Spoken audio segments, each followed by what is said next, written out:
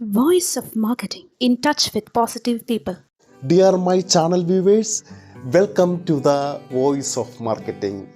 Wish you all the best and the success in your life. I have immense pleasure to invite all of you a new episode to face your challenge. Information about price ചിലപ്പോൾ കൂടിയിരിക്കാം, ചിലപ്പോൾ കുറഞ്ഞിരിക്കാം. അതിൻ്റെ exact condition എന്താണെന്ന്, മാർക്കറ്റിലെ മെറ്റീരിയലിൻ്റെ price increase ചെയ്യുന്നതനുസരിച്ചോ അല്ലെങ്കിൽ decrease ചെയ്യുന്നതനുസരിച്ചോ ആ പ്രോഡക്റ്റിന് price കൂടിയിട്ടുണ്ടോ അല്ലെങ്കിൽ കുറഞ്ഞിട്ടുണ്ടോ, എന്താണ് അതിൻ്റെ കണ്ടീഷൻ, അത് കൃത്യമായിട്ടും ഓർഡർ റിസീവ് ചെയ്യുന്ന ആൾ ആ കസ്റ്റമറെ അറിയിച്ചിരിക്കണം. ചിലപ്പോൾ പ്രൈസ് കുറഞ്ഞിട്ടുണ്ടെങ്കിൽ കൂടുതൽ ക്വാണ്ടിറ്റി അദ്ദേഹത്തിന് പർച്ചേസ് ചെയ്യാൻ പറ്റും.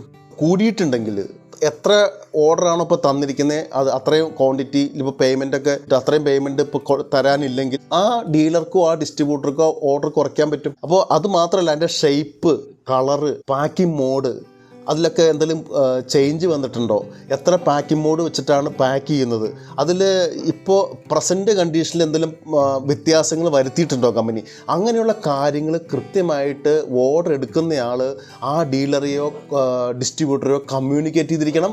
അത് അവരുടെ അടുത്ത് അറിയിച്ചിരിക്കണം. ഇത് ശ്രദ്ധിച്ചില്ലെങ്കിൽ ഐറ്റം അവിടെ ചെല്ലുമ്പോൾ പിന്നെ മാറ്റി കൊടുക്കേണ്ട ഒരു അവസ്ഥ വരുമ്പോൾ അത് ഭയങ്കര പ്രശ്നമാവും. അവർക്ക് വിൽക്കാനുള്ള സമയം അവിടെ നഷ്ടപ്പെടുകയാണ് ചെയ്യുന്നത്. ഒരു വിൽക്കാനുള്ള ആൾ തന്നെ ഈ കാര്യങ്ങൾ ശ്രദ്ധിക്കുന്നത് നന്നായിരിക്കും. കാരണം നമ്മുടെ പ്രോഡക്റ്റ് മാർക്കറ്റ് ചെയ്യേണ്ടതും നമ്മുടെ പ്രോഡക്റ്റ് മാർക്കറ്റിൽ വിൽക്കേണ്ടതും അതിൻ്റെ ഉത്തരവാദിത്വം നമുക്ക് തന്നെയാണ്.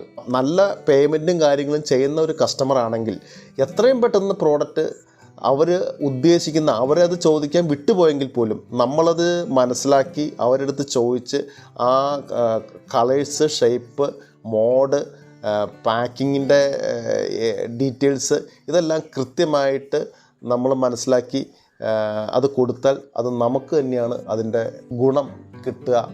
കാരണം പ്രോഡക്റ്റ് വിൽക്കേണ്ടത് നമ്മുടെ ഉത്തരവാദിത്തമാണ്, ഒരു കമ്പനിയുടെ ഉത്തരവാദിത്തമാണ് പ്രോഡക്റ്റ് വിൽക്കേണ്ടത്.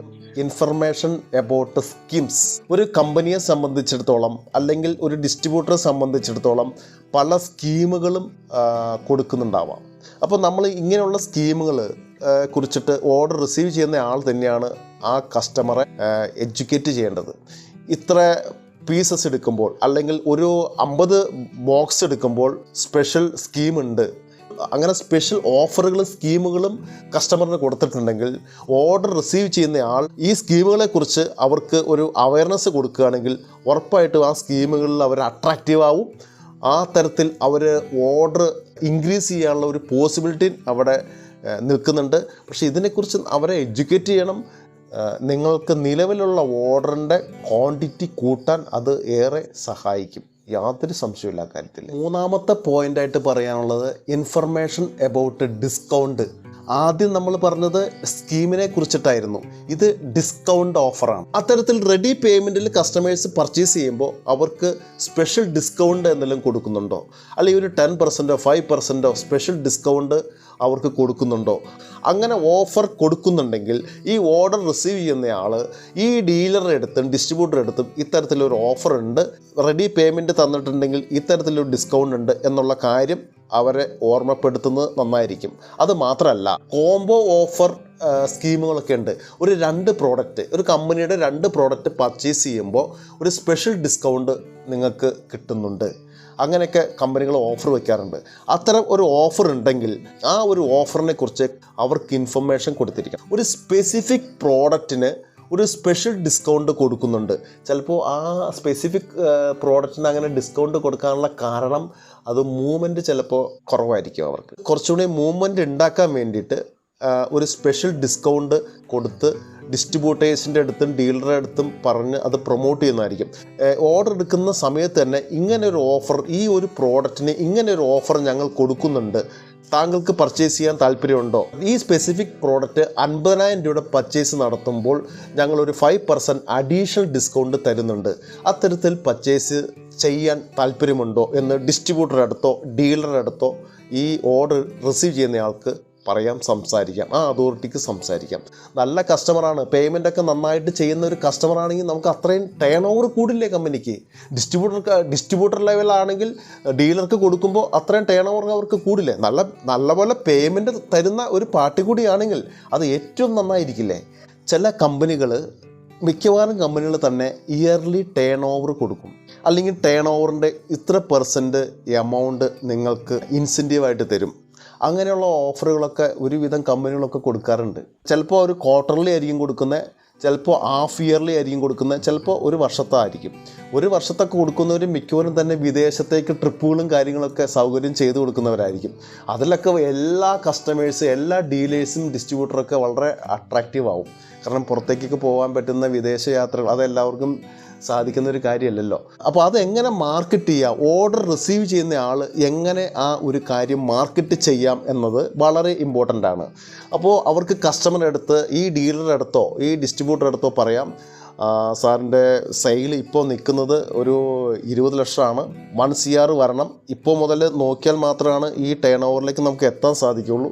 അതുകൊണ്ട് തന്നെ ഇപ്പോൾ നമുക്ക് സാറിപ്പോൾ തന്നിരിക്കുന്ന ഈ 10 ലക്ഷത്തിൻ്റെ ഓർഡർ ഒരു 5 lakhs കൂടി ആഡ് ചെയ്താലാണ് ഞങ്ങളുടെ ഒരു ടാർഗറ്റ് അനുസരിച്ച് നീങ്ങുമ്പോൾ സാറിന് മാർച്ച് 31 ആകുമ്പോഴത്തേക്കും 1 CR ആവുകയുള്ളൂ. അപ്പോഴാണ് ഈ ട്രിപ്പ് കിട്ടുകയുള്ളൂ. അപ്പോൾ അങ്ങനെ പറയുമ്പോൾ ഓർഡർ റിസീവ് ചെയ്യുന്ന ആൾ അങ്ങനെ ഒരു മോട്ടിവേഷൻ കൊടുക്കുമ്പോൾ ഇത് എങ്ങനെ സെല്ല് ചെയ്യാൻ പറ്റും എന്നതിനെക്കുറിച്ച് ആ ഡീലറോ ആ ഡിസ്ട്രിബ്യൂട്ടറോ ചിന്തിച്ചുകൊണ്ടിരിക്കും. അതിനുള്ള മാർഗങ്ങൾ, അതിനുള്ള വേ ഓഫ് സെല്ലിങ്, എന്തൊക്കെ വഴിയിലൂടെ അത് നമുക്ക് സെല്ല് ചെയ്യാൻ പറ്റും, അത്തരത്തിലുള്ള കസ്റ്റമേഴ്സിനെ എങ്ങനെ കണ്ടെത്താൻ പറ്റും, അതിനെക്കുറിച്ച് അദ്ദേഹം ചിന്തിക്കും. കുറച്ചുകൂടെ റൈറ്റ്, എൻ കൺസ്യൂമറിന് കുറച്ചുകൂടെ റൈറ്റ് കുറച്ചിട്ടാണെങ്കിലും ആ സ്കീം അച്ചീവ് ചെയ്യാൻ വേണ്ടി, ഇയർലി സ്കീം അച്ചീവ് ചെയ്യാൻ വേണ്ടിയിട്ട് കുറച്ചുകൂടി പ്രോഡക്റ്റുകൾ വാങ്ങിച്ച് വിൽക്കാനുള്ള ഒരു അവസ്ഥയിലേക്ക് വന്നാൽ അത് കമ്പനിക്ക് ഗുണം ചെയ്യും. Next one, information about sales promotion activities. Sales promotion activities സാധാരണ കമ്പനികളൊക്കെ കണ്ടക്ട് ചെയ്യാറുണ്ട്. അത് ഡിസ്ട്രിബ്യൂട്ടർ ലെവലും ഉണ്ടാകാറുണ്ട്. ഒരു പ്രോഡക്റ്റ് പർച്ചേസ് ചെയ്യുമ്പോൾ സെയിൽസ് പ്രൊമോഷനായിട്ട് എന്തെങ്കിലും ഒരു പ്രോഡക്റ്റ് ഗിഫ്റ്റായിട്ട് കൊടുക്കും. ചിലപ്പോൾ ഒരു മിക്സി ആയിരിക്കും, വാഷിംഗ് മെഷീൻ ആയിരിക്കും. അതെങ്ങനെ മാർക്കറ്റ് ചെയ്യണം എന്നതിനെക്കുറിച്ചിട്ടാണ് നമ്മളിവിടെ ആലോചിക്കേണ്ട കാര്യം. അപ്പോൾ ഒരു ഡീലർ ചിന്തിക്കും, ഒരു കാര്യം ചെയ്യാം, 50 പീസ് എടുക്കണം എന്നല്ലേ പറഞ്ഞേ, ഒരു 35 പീസ് ഞാൻ ഇപ്പോൾ എടുക്കാം, അല്ലെങ്കിൽ ബാക്കിയുള്ള ഒരു റിമൈനിങ് 15 പീസ് നെക്സ്റ്റ് വീക്ക് എടുത്തോളാം, അപ്പോൾ ആ ഗിഫ്റ്റ് കിട്ടുമോ.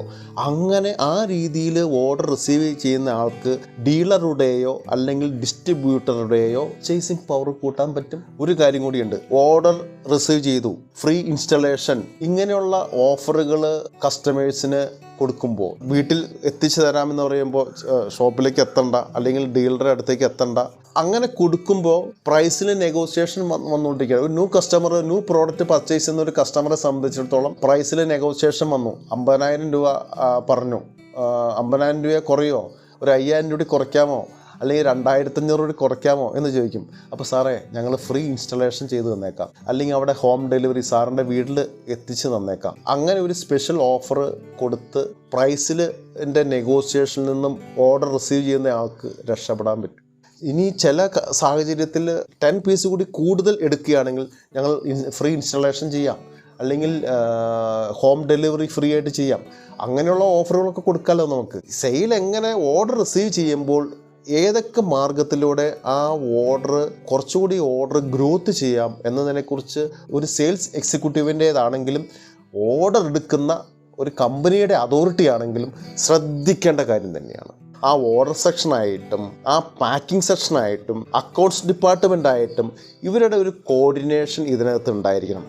ഏത് കമ്പനിയുടെ ഏത് പ്രസ്ഥാനത്തിൻ്റെയും സക്സസ് എന്ന് പറയുന്നത് കൂട്ടായ്മയാണ്, ഒന്നിച്ച് നിൽപ്പാണ്. All the best.